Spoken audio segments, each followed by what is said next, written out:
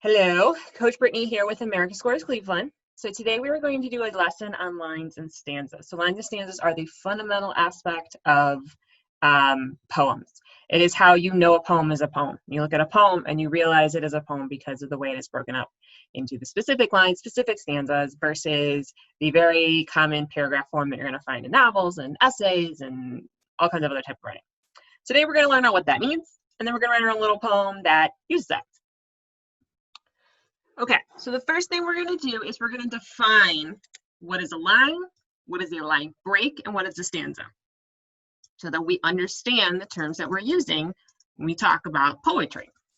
So the first one is line. Simple enough. It's a single row of words in a poem. So it's from the start of that line to the end of that line, kind of like a sentence. So this is our example poem. We'll talk about more about this poem later on in our lesson. Right now, we're just going to use it as an example to see for a visual of what is a line, what is a stanza, and what is a line break. So you will see I have underlined lines. So I have eaten is one line. There's no other words on that line. That's one line. The plums is that second line. That were in the icebox. That is the third line. So this poem has 3 lines, 4 lines, 4 lines.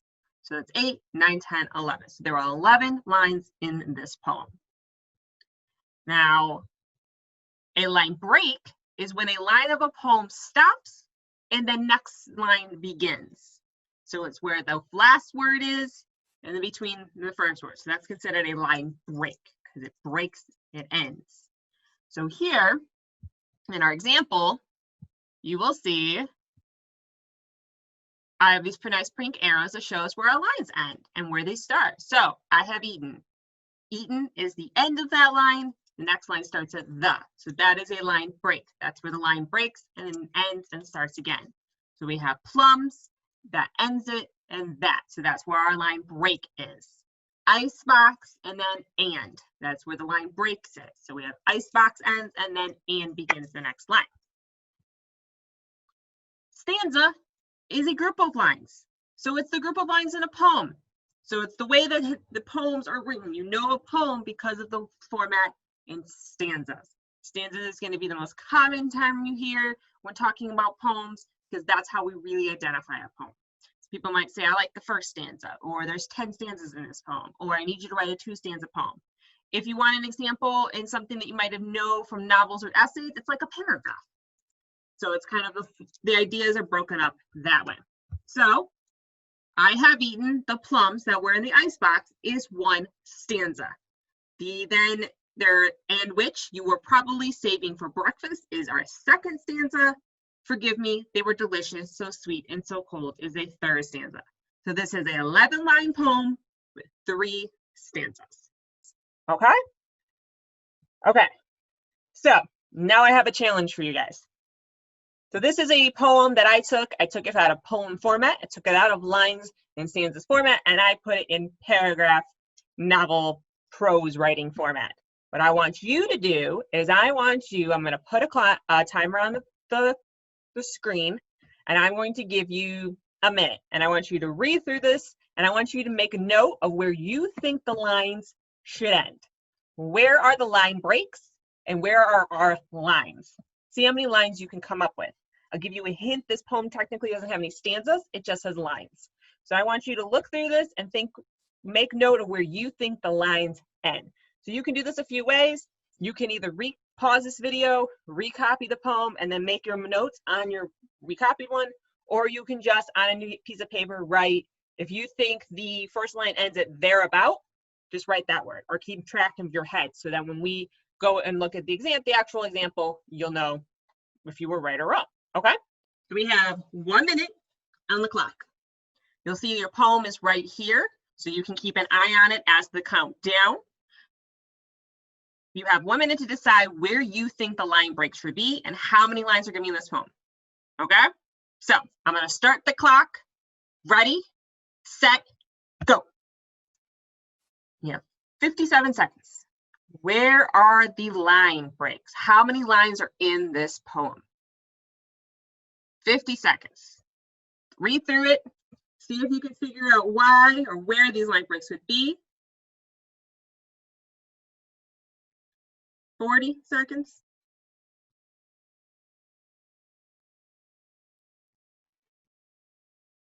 Now 30 seconds. Our time is halfway up. There's a hint. Read them. See if it flows a certain way. There's a certain reason line breaks were chosen in this poem the way they were. See if you can figure out why. Almost there. 15 seconds. How much time? Come on. 10 seconds. 9, 8, 7, 6, 5, 4. Do you have your how many lines? 3, 2, 1. Time's up, time's up, time's up, time's up, time's up. So welcome back. How did you do on our challenge? I hope it was fun. I hope it was like a race. Didn't take it too seriously. So how many lines did you come up with in your poem? So what we're going to do is we're going to go through, this is the poem. So this is the poem that I took. I took it from this format. I put it in paragraph format for our challenge. Now what we're going to do is we're going to read this poem really quick, and we're going to see how many lines there are. And I want you to compare it to what you came up with. Now there's not really a right or wrong answer here. This is the way that this poem is written. So technically this is this poem set up and this is the lines, but you might have come up with a different reason for the lines to be broken up. And that is okay, okay? But we'll talk about why this one might be broken up the way it is. There's a very specific reason that this one was probably done this way. And we'll talk about that in a second. So it says, Jack and the Beanstalk by Roald Dahl. At 10 p.m. or thereabout, the little bean began to sprout. By morning it had grown so tall, you couldn't see the top at all. Young Jack cried, "Mom, admit it now, it's better than a rotten cow." The mother said, "You lunatic, where are the beans that I can pick?" "There's not one bean, it's bare as bare." "No, no," cried Jack, "you look up there. Look very high and you'll behold, every single leaf is solid gold." Gotta say, I prefer that beanstalk over a cow. Solid gold leaves sounds like a pretty good choice. Now, if you know Jack the Beanstalk, you know there was others using that, but we won't get into that. Okay, so this is the poem. This poem has, like I said, there's no stanzas in this poem, but there are lines. So let's see how many lines are in this poem. So we have 1, 2, 3, 4, 5, 6, 7, 8, 9, 10, 11, 12. So there are 12 lines in this poem. As you can see, it is easy to see where they start and they end. And like I said, there might be a very specific reason that these lines were chosen. So there, if you might have figured it out when I was reading it, there's a rhyme to this poem. Not all poems rhyme, but this one does. So the end words rhyme with each other. It's actually called rhyming in couplets because there's two rhymes, then 2 new rhymes, 2 new rhymes. So thereabout and sprout, tall and all, now and cow, lunatic and pick, bear and there, behold and gold. Those are our rhyming. That's probably why they made these lines the way they are, so that they can rhyme at the end. It gives it a flow, it gives it a rhythm to it. A lot of times that's why lines are broken up they were, to give it a different rhythm to it. There's a whole different bunch of reasons why lines are broken up or the sideline breaks are the way they are, or stanzas are made. It all depends on the poet, depends on the poem that they're writing and why they're writing the poem and what they want to say. This has a very specific rhyme scheme. It flows really well, so that's probably why these line breaks were chosen. Going back to our example from earlier, this is a very famous poem. This is called Just to Say by Carlos Williams. It says, "I have eaten the plums that were in the icebox, and when you were probably saving for breakfast. Forgive me, they were delicious, so sweet, and so cold."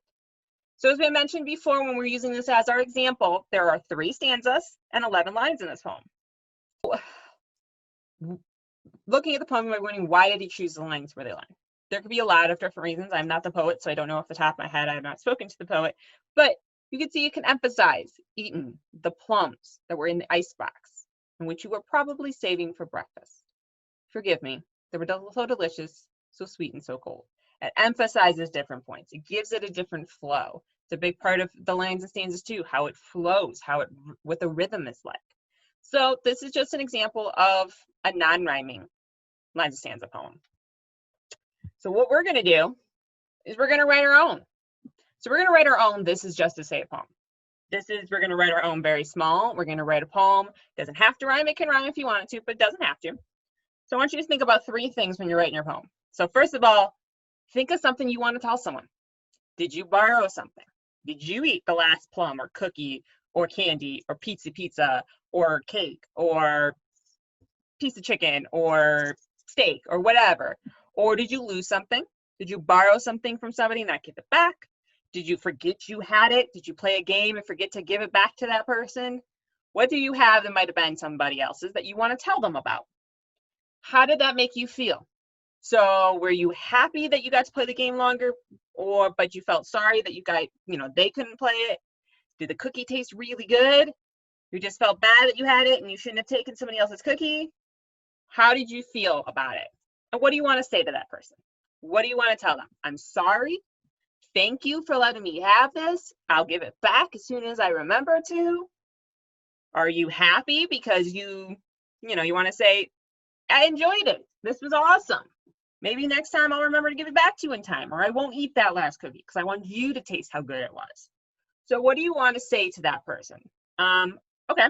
So what I want you to do now is I want you to take a second, well, not a second, a couple minutes, and pause this video. I want you to write 2 stanzas about the moment. So write 2 stanzas in your own This Is Just to Say a Poem. And remember, being poetry, it's very free form. So don't get too stuck if it's exactly like the form that we just looked at.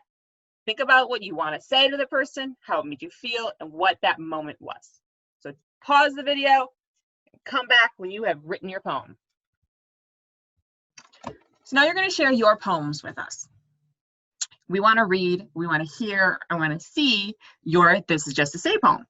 So what we're going to do is we're going to use Flipgrid, and it is a kind of video creation site. So you're going to go to flipgrid.com and you're going to put in this code right here. It says writing poems. That is your Flipgrid code. It will take you to our writing grid where you will see the topic, lines, and stanzas where you can submit your poem. Once you submit your poem, you will earn a point. If you earn 10 points, you earn a patch, earn 3 patches, and you earn a prize at the end of the summer. So as we go through these lessons through the summer, make sure you are submitting your Flipgrids, you're sending your videos, your poems to us so that we can give you points so you can earn those prizes. You can do this in any order. You can do land stands now, you can do land stands later. It's however you like to do it, just between now and the end of summer. So if you will need an email to get on Flipgrid, so if you have trouble with that, make sure you send us a message on Facebook, Instagram, or Twitter.